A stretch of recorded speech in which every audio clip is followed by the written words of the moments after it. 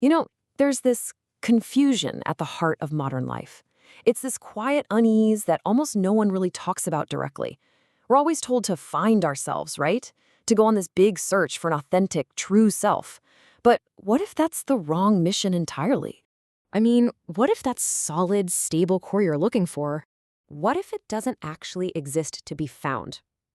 What if it's something that's being, well, actively overwritten every single day? You see, understanding that distinction, that's the key. It's the key to navigating the chaos of modern identity. So let's start at the very beginning. Okay, so to really get to the root of this confusion, we've got to understand this fundamental conflict. Think of it like a battle between two opposing orders. It's been shaping human life for centuries, and believe me, it is raging inside each and every one of us right now.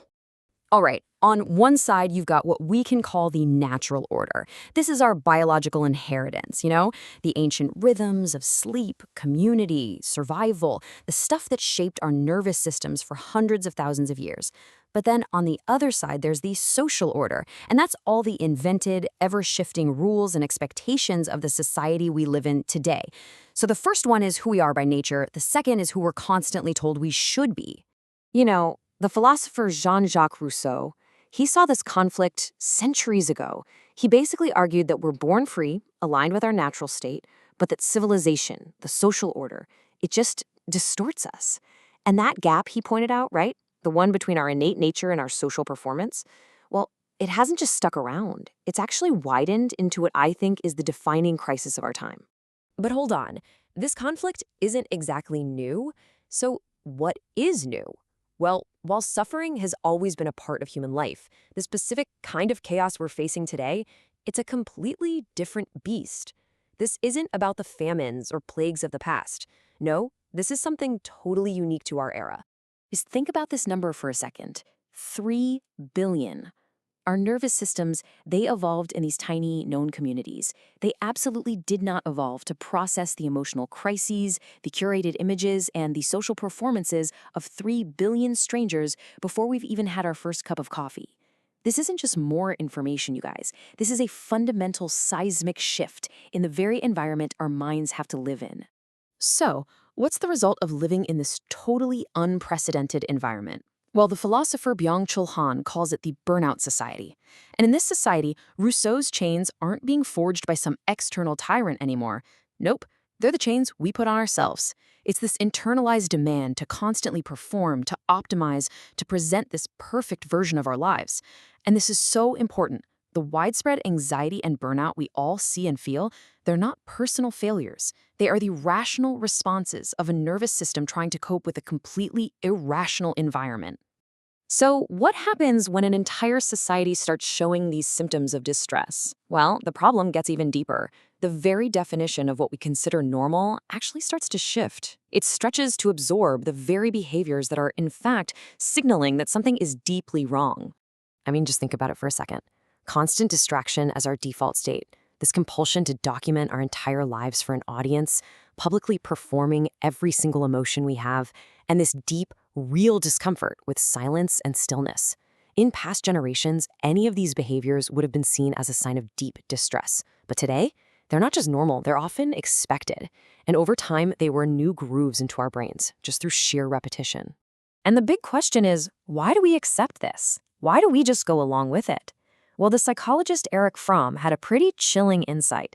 He realized that genuine freedom, the freedom to actually define ourselves, is terrifying. It's scary.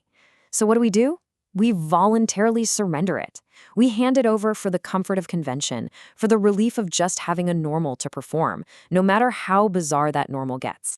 And this brings us to the deepest root of the whole problem.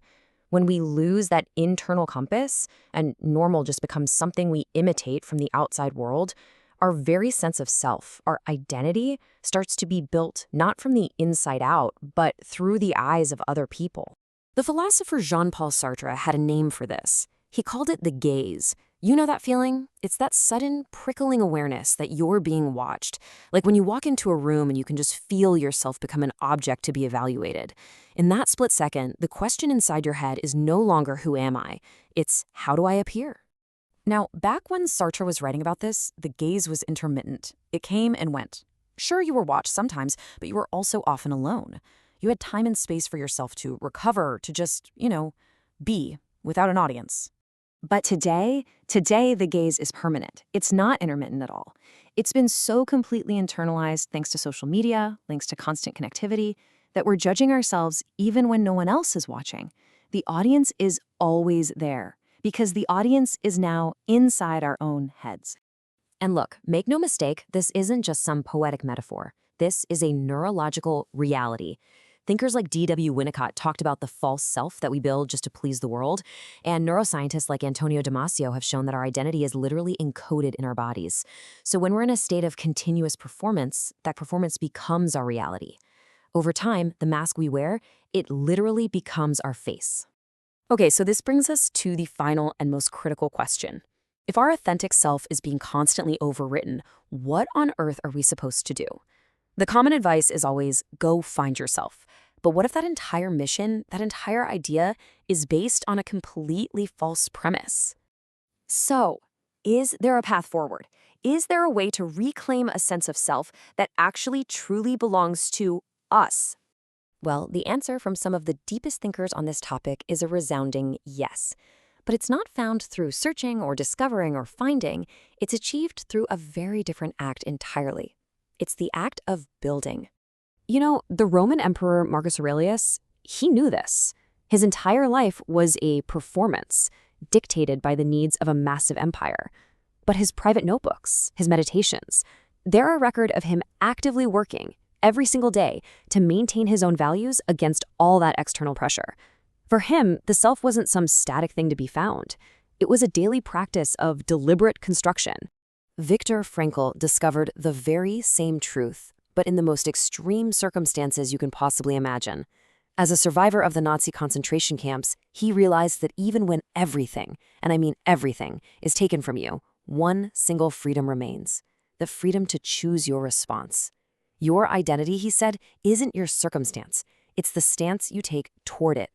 And then, finally, the philosopher Charles Taylor adds the last crucial piece of the puzzle. He says that authenticity needs what he calls a moral horizon, a purpose, a value, something that matters beyond just your own feelings. Without it, because the act of being yourself just collapses into another performance. A self needs a reason to be. So, what does this all mean for us practically? Well, it means the path to an authentic life isn't some kind of treasure hunt. It's a continuous, daily practice of quiet resistance. It means resisting that permanent gaze from the crowd. It means resisting the ever-shifting target of what's normal. And maybe most importantly, it means resisting the easy comfort of just performing who you are, and instead committing to the hard work of actually being who you are. And ultimately, this is what the search for order has always been about. It's about refusing to let the noise of the world complete the sentence that you, and you alone, are meant to write. The pressure is absolutely real, but so is your capacity to choose. The sentence begins with two simple words: I am.